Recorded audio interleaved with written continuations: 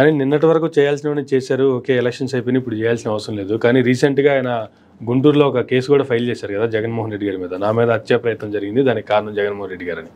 ఆ తర్వాత మరలా వెళ్ళి కలవడం అనేది మంచి పరిణామం అయినా కూడా లోపలైతే ఉండాల్సినటువంటి కోపం లేదా నా మీద జరిగిన దానికి పగ తీర్చుకోవాలన్న కస ఉంది కదా, ఉండబట్టే కదా కేసు వేశారు, లేదంటే కేసు వేయరు కదా. సరే, ఇప్పుడు రాజకీయంగా వ్యతిరేకంగా ఉన్న సందర్భాల్లో ఇలాంటి సంఘటనలు అనేటువంటిది జరుగుతూ ఉంటాయి. కేసులు వేసుకోవటాలు లేదా గత అనుభవం ఆయనకి జరిగినటువంటి సంఘటనల మీద ఆయన కేసులు వేసి, బట్ మళ్ళీ కలుసుకోవడంలో తప్పేం లేదు. కేసు నడుస్తూ ఉంటుంది. ఎదురుపడినప్పుడు గౌరవంగా మర్యాదగా ఒకరినొకరు పలకరించుకోవడం అనేది సంస్కారం. ఈరోజు అత్యున్నత మరి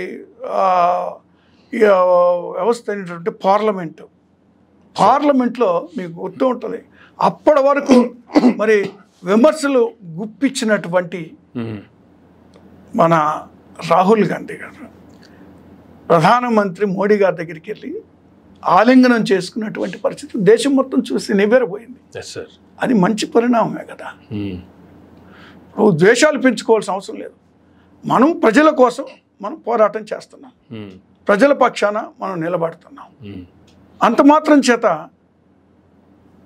ఒకరికొకళ్ళు విద్వేషాలు పెంచుకోవాల్సిన అవసరం లేదు.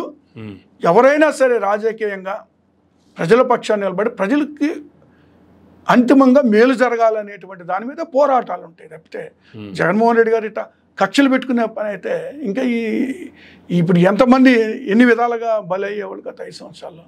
అలాంటి ఆలోచన ఆయన చేయలేదు. పార్టీలకు అతీతంగా ఆయన చెప్పారు, పార్టీలకు అతీతంగా మనం సహాయం చేయాలనేటువంటి దృక్పథంతో ఆయన సహాయం చేశాడు అందరికీ.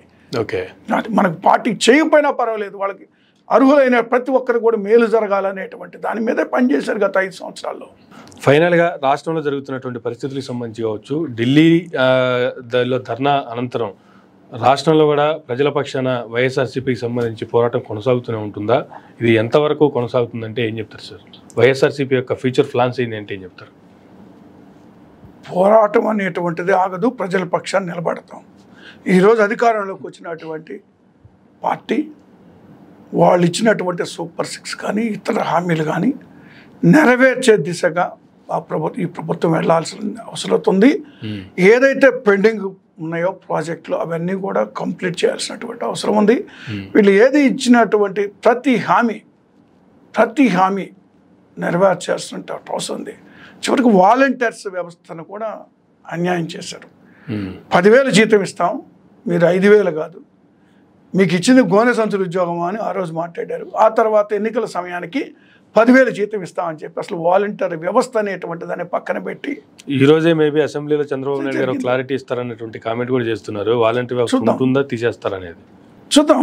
ఉంచాల్సినటువంటి అవసరం ఉంది. పాపం వాళ్ళు చదువుకొని వాళ్ళు ఒక రకంగా త్యాగాలు చేశారు, ప్రజలకు మేలు చేయాలని జగన్మోహన్ రెడ్డి గారిని మాటకి కట్టుబడి పనిచేశారు వాళ్ళు. సరే, ఆ వ్యవస్థని ఈ విధమైనటువంటి పనులు చేయకుండా వాళ్ళు ఇచ్చినటువంటి ప్రతి ఒక్కటి నెరవేర్చాలా. అలా నెరవేర్చినటువంటి పక్షంలో వైఎస్ఆర్ కాంగ్రెస్ పార్టీ ప్రజల పక్షాన్ని నిలబడుతుంది.